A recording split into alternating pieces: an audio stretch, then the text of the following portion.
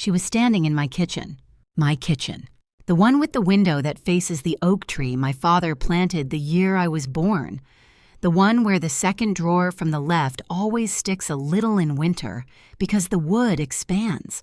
The one that still smells, on certain mornings, like the specific combination of fresh paint and my mother's cooking and something older underneath all of it.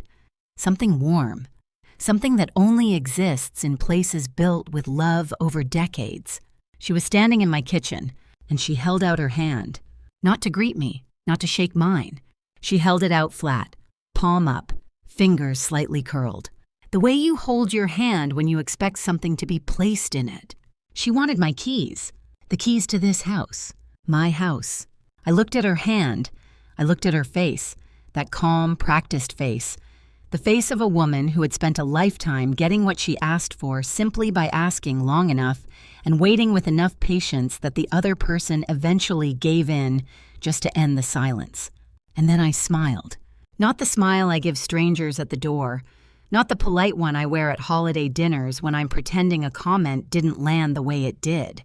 The other one. The slow one. The one that only arrives when you are completely, absolutely certain of what you're about to do. My husband Daniel was standing 3 feet behind her. I could feel him without looking. That specific stillness, the stillness of a man who has gone too far down a road to reverse, but hasn't fully decided whether he's going to try anyway. The refrigerator hummed. Nobody spoke. And in that silence, standing in the kitchen my mother had cried in when she first saw it, I made a decision. A decision that would change the next 3 weeks of my marriage. Honestly, the rest of it. But before I tell you what I said, you need to understand something. You need to understand what this house actually is. My name is Sarah Calloway. I'm 32 years old. And to understand what happened in that kitchen, you need to go back further than that afternoon. You need to go back 20 years. My parents did not hand me a gift. They handed me the result of 20 years of decisions that I didn't fully understand until I was old enough to look back and actually count them. My father drove the same car for 11 years. Not because he couldn't afford another one, because every dollar that didn't go to a new car went somewhere else, somewhere more important, somewhere with a longer timeline than the next model year. I remember the car. A dark blue sedan with a crack along the dashboard and a driver's side window that had to be coaxed down manually after the automatic stopped working. My father called it reliable. My brother called it embarrassing. I said nothing because even at 12, I could tell my father's silence on the subject was not the silence of someone who hadn't noticed. It was the silence of someone who had already made his calculation and was at peace with it. My mother wore the same winter coat for 7 seasons. I know the exact coat. Charcoal gray, double-breasted with 2 buttons on the left sleeve that she replaced herself after the originals cracked. She wore it to every school event, every church Sunday, every grocery run from October through March for 7 consecutive years. I was 14 the winter I felt embarrassed by it. I remember that feeling now, and it sits in my chest like something I swallowed wrong. They didn't take vacations, not real ones. They didn't renovate the kitchen when the countertops chipped. They didn't upgrade the appliances when the dishwasher started making that sound. They cooked around the sound. They lived around the chips. They saved. Quietly, deliberately, without announcing it or asking for recognition, they saved. And when I turned 29, they sat me down at the kitchen table. The one they had found together at an estate sale 30 years earlier. The one with the small scratch in the left corner that nobody ever fixed, because by the time anyone thought about it, the scratch had become part of the table. My father slid a set of keys across the surface. He didn't make a speech. He just said, "This is yours now." I cried for 20 minutes. I couldn't stop. Not because I was surprised. I had known for a few months that they were planning to transfer the deed. But knowing something is coming and then having it actually arrive in your hands are 2 completely different experiences. I cried because in that moment I understood, for the first time and all at once, what 11 years looked like from inside that car, what 7 winters felt like inside that coat, what it meant to live for 2 decades inside a plan that was never for yourself. They gave me a house, but what they actually gave me was 30 years of themselves. And I was not going to let anyone dismantle that. Not even the man I had promised everything to. I moved into the house with Daniel 8 months before everything changed. Those first 8 months were, I want to be honest about this, genuinely good. Sunday breakfast with the windows open, decorating for the first Christmas, arguing pleasantly about where the tree should go, and settling on the corner by the bookshelf that neither of us had suggested initially. The slow, comfortable rhythm of two people learning the specific grammar of a shared life. Daniel was attentive. He was funny in the particular way that makes you feel included rather than performed at.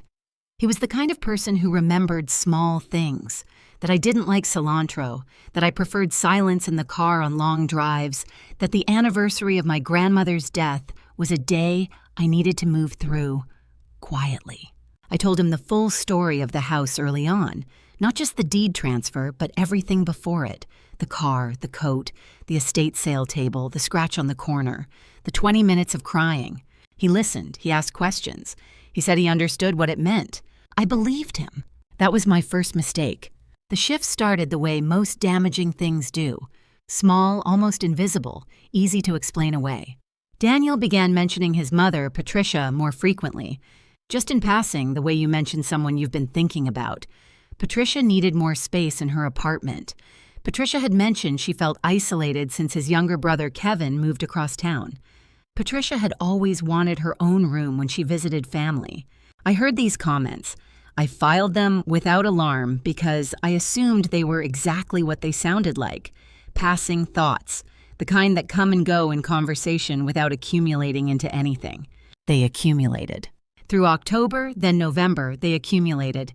And then one evening in November, Daniel sat across from me at the dining table, the estate sale table, my parents' table, the table with the scratch in the corner, and told me that he had been thinking seriously, and for some time, about converting the guest room and the small study into permanent rooms. For his mother. For his younger brother, Kevin. For Kevin's girlfriend, Amber.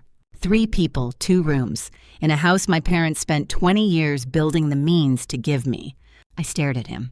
I waited for the part where his expression broke, the slight twitch at the corner of the mouth that signals the joke is over. That part never came.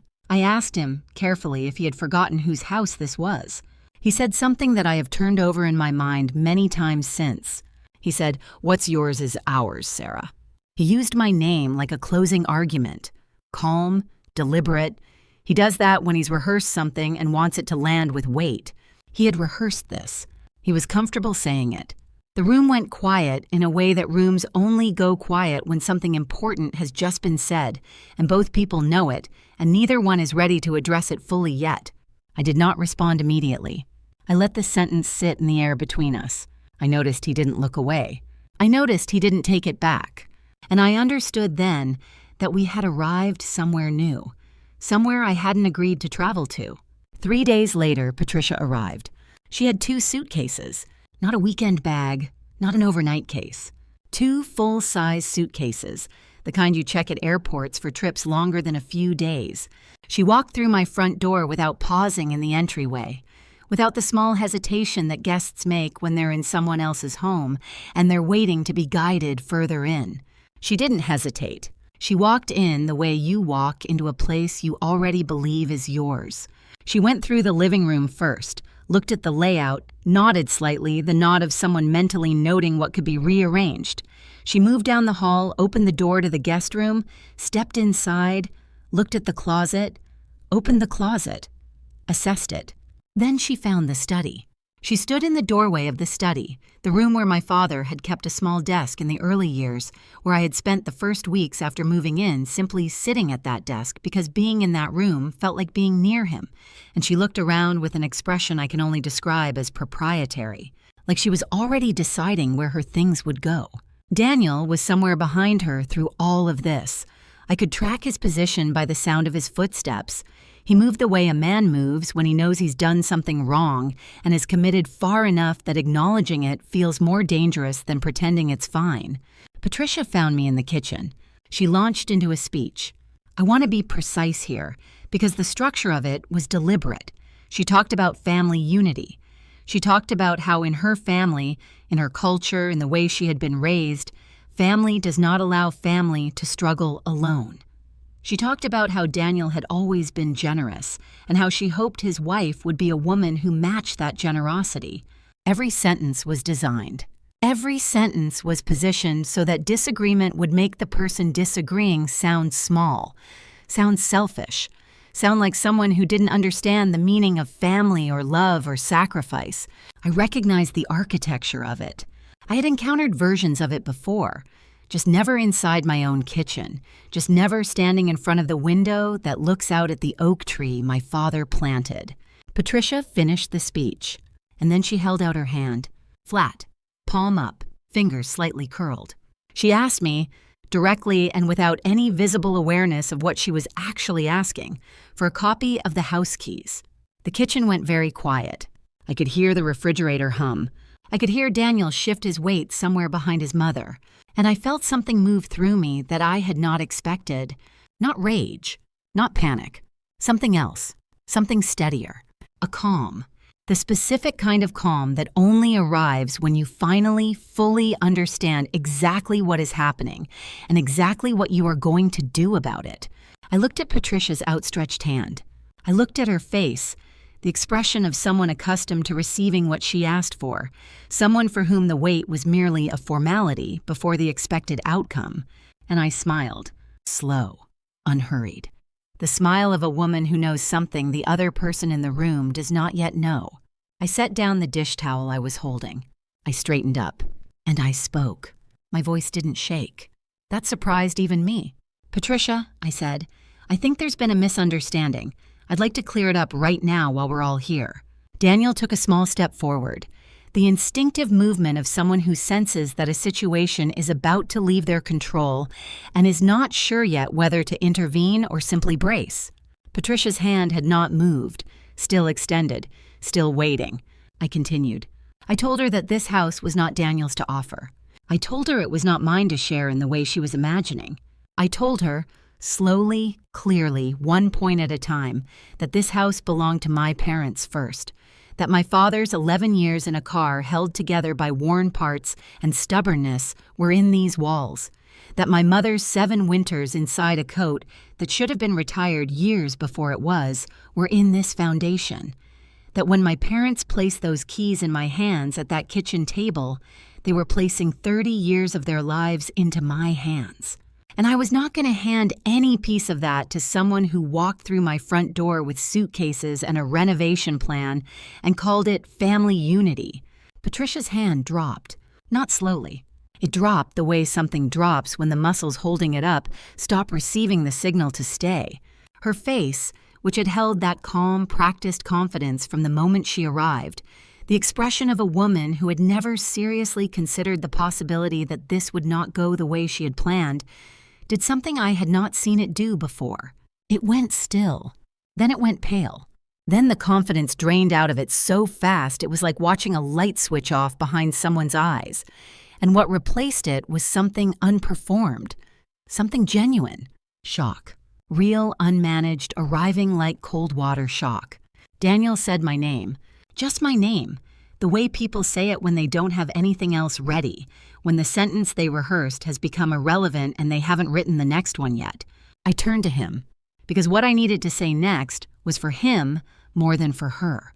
I told him that I loved him, that I had meant every word of every promise I made the day we married, that none of what I was saying was a withdrawal of any of that. But love does not mean surrendering the evidence of my parents' lives. What was mine was ours. I agreed with that completely, but what was my parents' was sacred, and those were not the same category. Somewhere in the planning of this conversation, he had confused the two, and I needed him to uncross them now, while we were all standing here. I walked to the kitchen drawer, the second one from the left, the one that sticks a little in winter. I pulled out the folder. My father had prepared it when he transferred the deed, organized the way he organized everything important, which was to say, completely, deliberately, every page in the exact order it needed to be in, so that no one would ever have to search for anything or wonder what came next. I placed the folder on the table. The estate sale table, the one with the scratch in the corner. I opened it to the page with the names on it. I turned it to face them both, and I tapped my finger once on the line that mattered. My name. Only my name. Not Daniel's. Not a family name. Not a shared name.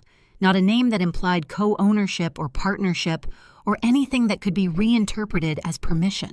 Mine. Patricia looked at the document. She looked at it for a long time. Daniel looked at it too. And something in his posture, that forward lean he'd carried since Patricia arrived, that posture of a man committed to a position he'd staked out before the conversation started, went out of him, slowly, completely, like air leaving something that had been overinflated for too long. The room was very quiet. I looked at Patricia. I told her that she was welcome in my home, as a guest, as Daniel's mother, as someone I had no personal hostility toward and no desire to exclude from our lives. But the conversation about keys, about permanent rooms, about restructuring the interior of a house that my parents spent 2 decades sacrificing to build, that conversation was finished. It had ended the moment she held out her hand, and she would leave today with that understanding. Patricia left that afternoon. She didn't slam the door. She didn't raise her voice. She didn't perform the anger I'd been bracing for since the moment she walked in. She left with something quieter than anger, a recalibration. The adjustment a person makes when they walk into a room expecting one thing and find something else entirely, and have to reorient around the new information in real time. Daniel drove her to his aunt's house across town. He came home 2 hours later. He sat across from me at the kitchen table, the estate sale table, the scratch in the corner, the place where my father had slid those keys across the surface and changed my life. And he didn't speak for almost 5 minutes. I let him have the silence. When he finally spoke, he didn't defend her. He didn't defend himself either. He said, "I should have talked to you before any of this happened." I told him he was right. He said he knew that now in a way he hadn't before. I told him that knowing it now was the only version of knowing it that was currently available to us, so we would have to build from there. The 3 weeks that followed were the most honest of our marriage. Not the easiest, not the warmest, the most honest. Things that had been running quietly under the surface of our daily life, patterns, assumptions, places where we had each been quietly accommodating things we hadn't named, came up into the light. We gave them names. We looked at them in daylight instead of navigating around them in the dark. It was uncomfortable. Necessary things usually are. But it was also the first time I felt like we were actually constructing something together, a real structure with real load-bearing walls, instead of simply occupying the same space in parallel. Daniel called Patricia twice a week. I didn't ask him to change that, and I wouldn't have wanted him to. She was his mother. That relationship was his to maintain, and I was never trying to sever it. When Patricia and I spoke, she was cordial, not warm, not immediately, but respectful. And I have learned, slowly and not without some resistance, that respect is sometimes the more honest version of warmth. Warmth can be performed. Respect can't. Respect requires the other person to actually acknowledge what is real, even when what is real is not what they wanted. Patricia acknowledged what was real. That was enough to build on. My parents don't know most of what happened. My mother would worry. The specific, exhausting worry of a woman who has spent her whole life protecting something and can't quite believe it's safe even after it's safe. My father would go quiet. The particular quiet he goes into when something he loves has been threatened. A silence that is not peace, that is closer to grief, and that I did not want to put him through for something that was already handled. What they know is that the house is well loved. What they know is that I'm happy there. That's the version that belongs to them, the version that matches what they worked for. The full version. The November evening, the 2 suitcases, the outstretched hand, the folder on the table, the name on the deed. That version belongs to me. I sat at the kitchen table alone one evening after everything had settled, after Daniel was asleep, after the house had gone quiet in the way it goes quiet after a hard season, a kind of stillness that is different from the silence before the hard thing happens. I put my hands flat on the table, on the scratch in the corner. I thought about my father in that car for 11 years. I thought about my mother in that coat. I thought about all the things they chose not to buy so this house could become mine. The house still smells the same. Fresh paint, wood polish, something warm underneath all of it.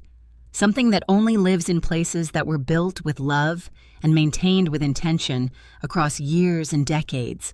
Something you can't replicate by moving in and rearranging the furniture. My father's 11 years are still in these walls. My mother's 7 winters are still in this foundation. And the keys are exactly where they belong, in my hands, where my parents put them. So here's what I want to ask you, and I genuinely want to know. Was I wrong to draw that line the way I drew it? Because some people who've heard this story say I was too harsh, that I should have had the conversation privately first, without the document, without making Patricia feel cornered in front of her son. Maybe they're right. Or maybe, when someone walks into your home with 2 suitcases and asks for your keys, there's only one way to respond clearly enough that it actually lands. You tell me. Leave a comment. Tell me what you would have done differently. And if you've been in a situation where you had to protect something that wasn't just a thing, something that meant something, share it. Because I don't think I'm the only one. Subscribe if you want to stay for the next one. It's a different kind of story, but it hits the same nerve.